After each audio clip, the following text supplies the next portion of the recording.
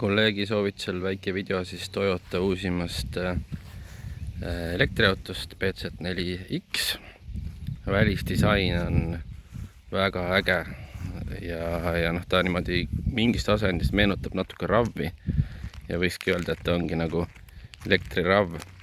Tagumine osa on natukene toodud allapoole võrreldes RAV-iga ja esiots on nagu oma disainilt väga selline futuristlik ja lihvitud nagu peenemaks. Et muidu on väga äge ja pilkupüüdev sõiduk. Et nende sõidukite hinnad siis algavad 56 000. On saadaval ka 4-peoline versioon, see siin konkreetne on 4-sillapeoline. Sõidu ulatus on märgitud 436 kuni 504, et mina sain selle sõiduki sõiduulatuseks 420 kilti, et see nüüd väga palju muidugi sõltub, kus koha peal sellega nagu sõita. Tarbimise poole pealt mõõtsin ma selliselt, et linnas ta pardakompuutri järgi võttis kuskil 13, 90 kilti tunnis 15,5 kilovatt-tundi ja 110 alas sõites siis 18,5 kuni 20,5, et see väga palju sõltub siis tuulest ja muudest asjadest. Aku on tal 71 kilovatti ja võimsus on märgitud 150 kilovatti. Kui nüüd elektriautost rääkida, siis mis võiks olla, on see laadimispesa võiks olla autol mõlemal pool, et minu meelest Audil on see, et see väga lihtsustaks, kui ta külje peale panna. Välimuselt ei oska nagu midagi öelda, et eks sellega on ka, et meeldib või ei meeldi. Nüüd sisemuses on, mulle tundub eelkõige selline muudatus, et kogu see keskkonsool on viidud ettepoole ja sellest tulenevalt on siis tekkinud võrreldes RAV-iga seda jalaruumi taha nagu rohkem.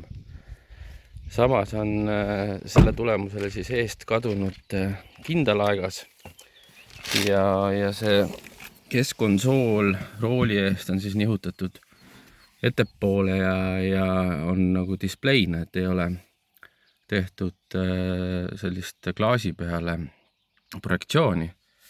Suur telekas, nagu näha, siis selline teistmoodi kujundus airbag on jäänud, aga kindalaegast ei ole. Nüüd see keskkonsoolis või kindalaegas on siis toodud siia selle nii-öelda kasti alla ja siit selle kasti ära võtad, siis siin on tegelikult veel üks nagu panipaik, dokumendid ja muud asjad. Mis on minu jaoks nagu ebaloogiline selle autol on see, et kuivõrd tal ei ole Android auto juhtmevaba, siis see nii-öelda kaabliga pistik on samas kohas, kus on autolaadija, et siia on nagu suhteliselt võimatu seda pistikut külge panna, kui on vähe suurem telefon. Ja kui see kaabel siit ka välja jätta ja telefon kuskile mujale panna, siis põhimõtteliselt see luuk kinni ei lähe. Panipaik on siis ka siin all, selle nii-öelda keskkonsooli all. Käigukangi nupp, vajutad, keerad edasi-tagasi ja siis rool, mis mulle tegelikult absoluutselt ei meeldi. Siis selle rooli puhul on nagu see lugu, et need nupud on siis toodud siia roolile selle üks moment, keegi tahab elada, et on toodud siia selle nii-öelda signaali kõrvale ja nüüd näiteks kiirushoidiku nupud jäävad väga siia ääre taha, et vähe suurema sõrmega on väga ebamugav seda vajutada. Ja üldse see kuidagi, see rool mulle tegelikult nagu üldse ei istu, et nupud on mulle selles mõttes harjumuspäraselt Toyota mõttes, aga muus osas nagu väga ei istu. Kui nüüd juhtmega ühendada Android auto, siis sellest Android autost kuidagi välja ei saa. Et see on ka kummaline, et RAV-il oli, vähemalt ma ei ole leidnud, et RAV-il oli siin kõrval siis eraldi nuppude sektsioon, et sa said nagu home'i ja said Android autost välja ja auto enda menüüs ringi käia. Aga muidu nagu ikka telefoni võimalused ja auto erinevad seadistused siin, mida sa saad siin teha palju akut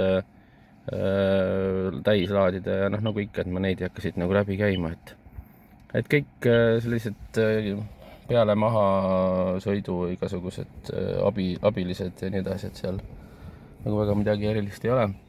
et nüüd, kuna see esiots on viidud ettepoole, siis ega siin ees on väga mõnusalt ruumi, et igal pool nagu ruumi probleemi ei ole ja istmed on Ravile väga sarnased. Mulle küll tundub, et see külgtõuepadi on natuke pehmem sellel autol tehtud, aga muidu nagu täiesti okei. Ja noh, sõita on raskem autoga ilmselgelt parem, et noh, see on elektriautodel suhteliselt nagu tavaline, et kuna ta on raskemad ja see kaalujaotus on erinevad, siis tee peale seisab nagu väga hästi. Taga on samamoodi piisavalt ruumi, et kes on Raviga sõitnud, siis selle jaoks on siin taga oluliselt rohkem ruumi. Pagasnikuga nüüd on see lugu, et pagasnik nüüd otseselt visuaalis ei tundu nagu väiksem kui Ravi oma, aga nüüd kuna see disain läheb niimoodi üles, siis kogu kubatuur on siit pealt nagu oluliselt väiksem. Laadimiskaablid ja siin all on ka siis õnneks tehtud koht, kuhu siis reisilaadijat panna, et muidu see on selline tavapärane probleem, et reisilaadijat kuskile nagu panna pole. Aga muidu, mis ma veel proovisin, et näiteks kodulaadijaga suutis väga hästi ennast nagu laadida, et siin öö jooksul pea 40% tuli kodulaadijaga juurde. Ja no sõidu mõttes ei saa midagi öelda peale võib-olla sisemüra, et see on sellele Toyotale võib-olla iseloomulik, et siin seda müra on määritud 68, aga ma arvan, et seda on pisut rohkem, et seda tuleb nagu päris korralikult sisse. Aga muidu väga kihvt ja äge auto ja kindlasti on temal potentsiaali.